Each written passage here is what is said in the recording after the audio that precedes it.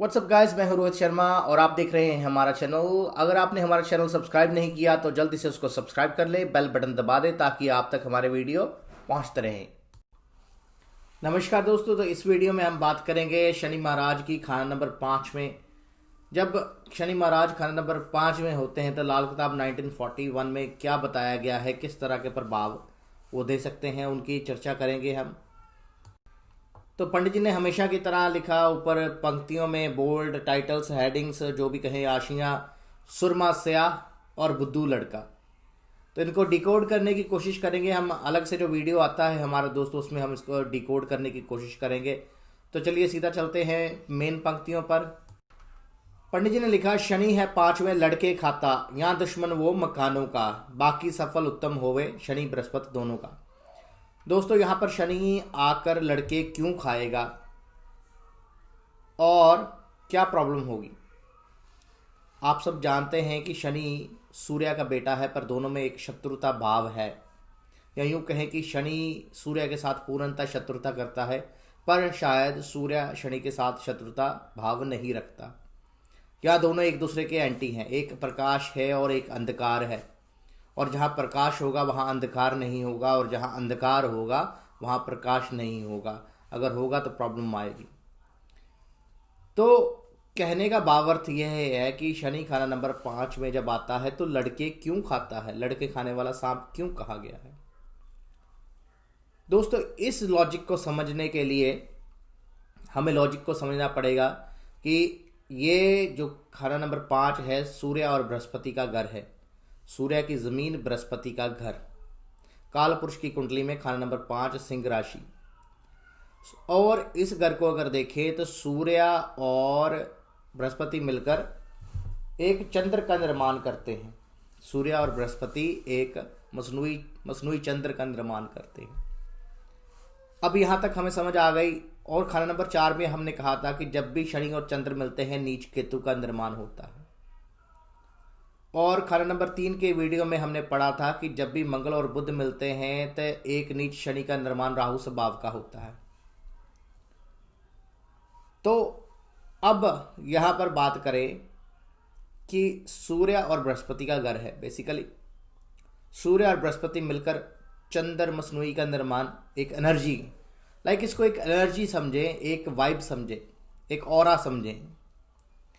एक चंद्र का निर्माण हो रहा है और वहाँ पर शनि महाराज आ गए हैं, और एक नीच का केतु का निर्माण हो गया, यानी कि अब केतु का फल खराब हो जाएगा। शनि यहाँ पर लड़के खाएगा, लड़कों को, यानी कि केतु को। लड़का क्या है? केतु ही है लाल किताब के अकॉर्डिंगली। नीच केतु का निर्माण हो गया। नीच केतु इटसेल्फ मीन्स कि पुत्र की प्राप्ति में दिक्कत। तो यहाँ पर बैठे शनि महाराज बच्चे खाने वाले सांप कहे गए हैं। यहाँ दुश्मन वो मकानों का। दोस्तों, मकान तो शनि की खुद की चीज़ है, अब वहाँ पर दुश्मनी क्यों हो जाएगी? यहाँ पर बैठे शनि मकान को खराब क्यों करेंगे? सोचने वाली बात है कि उनकी अपनी ही चीज़ है और उसको खराब क्यों करेंगे। तो दोस्तों, बात कर रहे थे कि शनि महाराज अब यहाँ पर आकर मकानों को के दुश्मन कैसे बन जाएंगे। देखिए, एक तो सीधी सी बात है, अगर शनि खुद अनकंफर्टेबल फील करेगा तो वो उसका नुकसान होगा, और अगर शनि पावरफुल होगा तो खाना नंबर 5 का नुकसान करेगा, जो कि बच्चे खाने वाला सांप कहा गया। अब ये लॉजिक भी है और दूसरा लॉजिक भी है। दूसरा लॉजिक कैसे है? अगर शनि सूर्य के साथ मिक्स होगा, यानी कि सूर्य और बृहस्पति का घर है, सूर्य के साथ मिक्स होगा, और लाल किताब में सूर्य और शनि जब भी मिक्स होते हैं तो नीच के राहु का निर्माण होता है। मंगल और शनि जब भी मिक्स होते हैं तो उच्च के राहु का निर्माण होता है। तो यानी कि यहाँ पर जब मिक्स होगा, सूर्य और शनि किसी तरह से मिल जाएंगे या मिलेंगे इस खाने में, उनकी एनर्जीज की बात कर रहे हैं, एक्चुअली ग्रह की नहीं। तो क्या होगा? यहाँ पर नीच राहु का निर्माण होगा, और नीच राहु हमेशा ही कह लें कि मकान की छत उड़ा देता है, या नीच राहु यानी कि दर बदर भटकना, नीच राहु। तो ऐसे केस में ऐसा जातक का मकान नहीं बनेगा, वो किराए के मकानों में रहने वाला होगा, किराएदार होगा, दर बदर भटकेगा। शनि 5 वाला मोस्टली देखा गया, अगर ख़राब हो तो ऐसे जातक को जो मकान मालिक होगा वो भी जल्दी निकाल देते हैं। साल 2 साल में भाई आप अब कहीं और देख लें। तो इस प्रकार से दोनों लॉजिक से ये हमने प्रूव कर दिया कि या दुश्मन वो मकानों का। बाकी सब फल उत्तम हो गए शनि बृहस्पति दोनों का। तो जो लॉजिक मैं अप्लाई कर रहा हूँ वो भी वही लॉजिक के अकॉर्डिंगली पंडित जी ने यहाँ पर इनडायरेक्टली बता दिया है कि जब अगर शनि की एनर्जी बृहस्पति की एनर्जी से मिक्स होगी, दोस्तों ये ग्रह की बात नहीं कर रहे हम, शनि ग्रह बिल्कुल ठीक है वहाँ पर है, पर ये जो बृहस्पति उस ग्रह की बात नहीं कर रहे, बृहस्पति के घर की बात कर रहे हैं, उसकी ऑरा की बात कर रहे हैं, उसकी एनर्जी की, उसकी वाइब्स की बात कर रहे हैं, वाइब्स। तो उसकी जो ऑरा है उसकी बात करें, क्योंकि बृहस्पति और बृहस्पति के घर में आया है, सूर्य और बृहस्पति के घर में शनि महाराज आए। तो अगर बृहस्पति से किसी तरह वो उसने अपने आप को शनि महाराज ने मिला दिया तो क्या हो जाएगा कि दोनों का फल उत्तम हो जाएगा। सिर्फ नुकसान कहाँ पर होगा? बच्चों का और मकानों का। तो यानी कि ऐसे जातक की हो सकता है संतान लेट हो या लड़के हों ही ना, और मकानों का फल रद्दी हो, पर बाकी जो भी होगा वो उत्तम होगा। उत्तम किस कंडीशन में होगा? बृहस्पति की कंडीशन में। बाकी उत्तम फल किस किसके होंगे? शनि और बृहस्पति के। वो कैसे? शनि क्या है? कर्म। बृहस्पति क्या है? इज्जत, सेविंग्स, रुतबा, रिस्पेक्ट। तो ये चीज़ें ऐसे जातक को मिलती ही रहेंगी। तो दोस्तों नेक्स्ट लाइंस को अब डिकोड करने की कोशिश करते हैं। नेक्स्ट लाइंस में पंडित जी ने लिखा, केतु मालिक लड़कों का तो राहु वली मकानों का। दोस्तों यहां पर पंडित जी ने राहु केतु की बात की है। तो शनि अगर खाना नंबर 5 में हो पर केतु कुंडली में अच्छी कंडीशन में हो, तो उस कंडीशन में ऐसा जातक जो होगा उसको पुत्र का साथ मिलेगा, पुत्र संतान की प्राप्ति होगी। और अगर राहु अच्छी कंडीशन में हो तो ऐसे जातक को मकान का सुख भी मिलेगा। पर अगर राहु बुरी कंडीशन में होगा तो वही दर बदर भटकने वाला इंसान होगा। तो शनि खाना नंबर 5 में हो तो राहु केतु को देखना बहुत ज़रूरी है कि वो किस कंडीशन में बैठे हैं, क्योंकि है तो शनि के एजेंट ही हैं। आगे पंडित जी लिखते हैं कि इन लाइनों को मिलाकर अगर पढ़े तो 12-24 जो प्रकट हो, दूजा शुरू 99 का। तो ये 48 साल की एज ली है, आपको पता है कि क्या लिंक है, और उसका आधा 24 और उसका आधा आगे 12। तो दोस्तों अगर 12वें या 24वें साल कुछ बुरा हो, कुछ ऐसी पॉसिबिलिटीज़ हों कि राहु केतु के बुरे फल आपको मिल रहे हों, या कुछ ऐसी घटना हो जिससे ये प्रकट हो जाए कि राहु केतु का बुरा प्रभाव आ रहा है, तो ऐसी कंडीशन में ऐसे जातक को सुख 99 एज ईयर के बाद ही मिलेगा। तो 99 तो एंड ही है, सिरा ही है, मीन्स की सारी ज़िंदगी उसकी प्रॉब्लमेटिक ही है।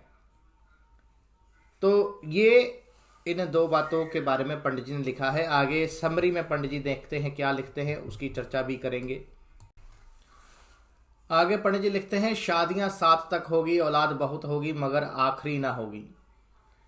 तो दोस्तों शादियां 7 तक तो प्रैक्टिकली मैंने देखा नहीं है, पर हो सकता है जो देखा है कि ऐसे जातक के कई बार एक्स्ट्रा मैरिटल अफेयर्स होते हैं, या जो चीज़ कॉमन देखी है कि ऐसे जातक के शादी के कार्ड बंट के सब कुछ हो गया और एंड मौके पर आकर रिश्ता टूट जाता है, शादी टूट जाती है, या सगाई होकर टूट जाती है, या लव अफेयर कोई टूट जाता है। तो ये चीज़ें जो है मोस्ट कॉमनली देखी गई हैं। तो पंडित जी ने कहा औलाद बहुत होगी मगर आखिरी ना होगी, यानी कि आखिर में औलाद जो है वो काम नहीं आएगी, औलाद जो होगी निकम्मी ही होगी या बहुत कम होगी। औलाद बहुत होगी का मतलब यही हो सकता है कि शायद बिटिया ज़रा हो, बेटियां ज़रा हो, और बेटा बिल्कुल भी ना हो, या एक आध ही हो। भोला बादशाह अकल का ख्वा अंधा मगर गांठ पूरा होगा। दोस्तों ऐसा जातक जो होता है शनि 5 वाला, भोला भाला होता है, भोला बादशाह जिसको बोलते हैं कि अकल से नहीं मेहनत से चलने वाला। ऐसे जातक मोस्टली देखा गया है कि अगर बिजनेसमैन भी हो ना तो ज़रा दाव पेच उसको मारने नहीं आते होते, सीधा टू द पॉइंट बात करने वाला ऐसा इंसान होता है, सीधी सादी बात करेगा। क्योंकि शनि क्या है? कर्मष्ठ है, और ये क्या है? प्राइमरी एजुकेशन है। और यहाँ पर जब ये शनि महाराज आते हैं तो ऐसा जाता है कि कर्म में ज़रा विश्वास करता है, ना कि बातों में। वो ज़रा टेक्नोलॉजी में की तरफ नहीं, बस उसको ये है कि काम होना चाहिए, जैसे मर्जी हो। मेहनती बहुत होता है, और जो भोला इंसान होता है तो उसकी तो मालिक खुद रखवाली करता है, सुनता है। गांठ पूरा होगा दोस्तों। अगर आप देखें तो जब पहाड़ों पर रस्सी के साथ चढ़ते हैं तो उस रस्सी में गांठें होती हैं ताकि वो फिसलने नहीं देती। गांठ पूरा होगा मतलब कि ऐसा जातक जो होगा, जिस काम को करने की सोच लेगा, ठान लेगा, उस काम को वो करके ही छोड़ेगा। उस फैसले से, उस चीज़ से फिसलेगा नहीं, फिर बस जुट जाएगा। जैसे एक बैल नहीं जुट जाता, उस चीज़ में जुट जाएगा और उसको पूरा करके ही छोड़ेगा। औलाद बर्बाद होगी, निकम्मी औलाद या बर्बाद होनी, या ये भी देखा गया है कि शनि 5 में हो तो ऐसे जातक के अबॉर्शन, मिसकैरेजेस होते हैं, या अपनी गर्लफ्रेंड का वो अबॉर्शन करवा देता है। ये भी चीज़ें देखी गई है।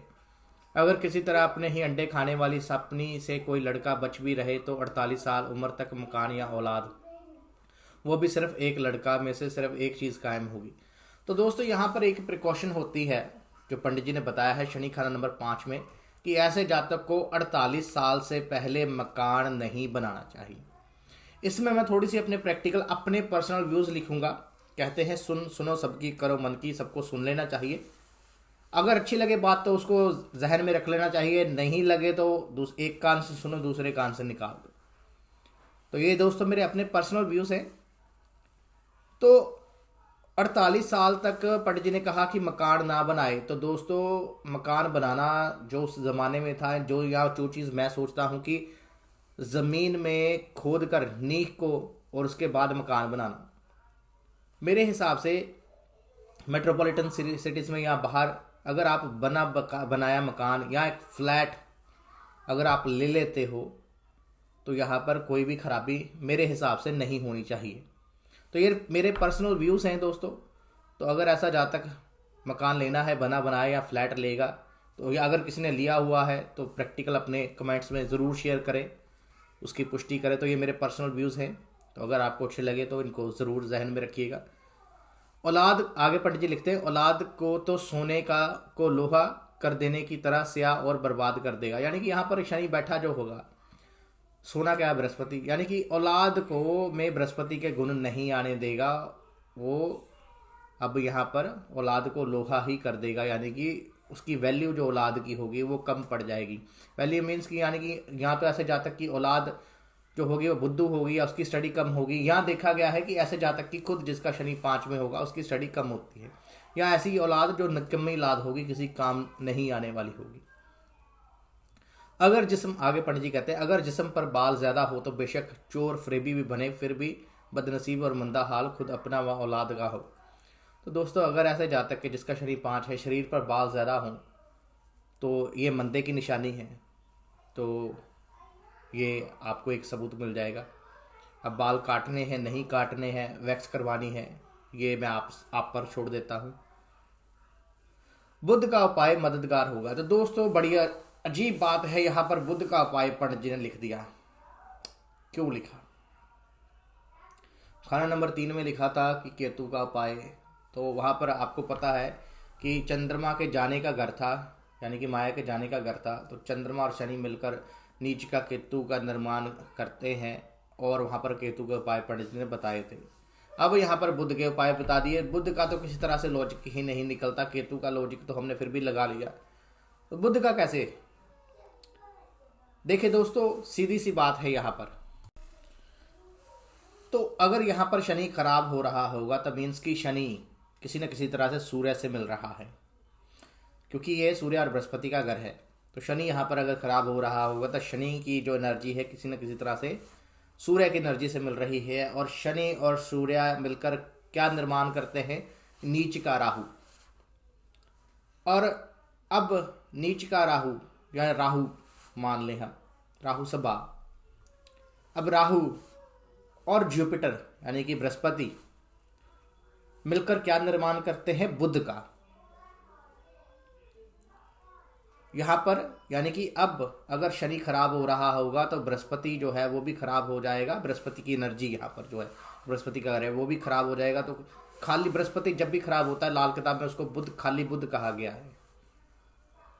और दूसरी बात दोस्तों, दूसरा लॉजिक है कि शनि को यहाँ पर अंडा खाने वाला सांप कहा गया है, या बच्चे खाने वाला या अंडे खाने वाली सांपड़ी पंडित जी ने क्या क्या, तो अंडा क्या है, बुध है। और तीसरा लॉजिक दोस्तों जो मेरे दिमाग में है वो इस प्रकार से है कि शनि जब भी खराब होता है बुध की मदद से ही ठीक होता है। बुध अच्छा तो शनि अच्छा, कुंडली में अगर बुध अच्छा तो शनि अच्छा। तो ये तीनों लॉजिक आपको जो भी अच्छा लगे वो आप इस्तेमाल कीजिए, आगे बताइए लोगों को, और कमेंट्स में जो भी आपको लॉजिक अच्छा लगा है उसके बारे में ज़रूर जानकारी दीजिए और अपने व्यूज़ भी कमेंट्स कीजिए। धन्यवाद दोस्तों। कर भला हो भला अंत भले का भला। दोस्तों अगर आपको हमारा वीडियो अच्छा लगा लाइक कमेंट शेयर करना ना भूलिएगा। Thank you guys, thank you so much.